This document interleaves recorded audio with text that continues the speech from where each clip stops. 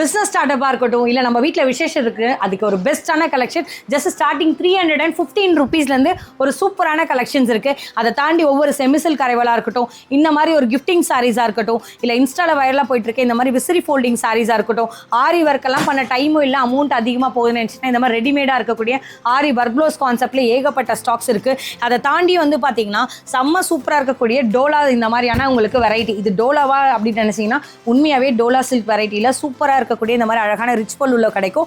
இதில் டோட்டலி வந்து 6 colour chart இருக்குது. உங்களுக்கு பிடிச்சிருந்தா 3 கலர்ஸ் கூட நீங்கள் எடுத்துக்க முடியும்.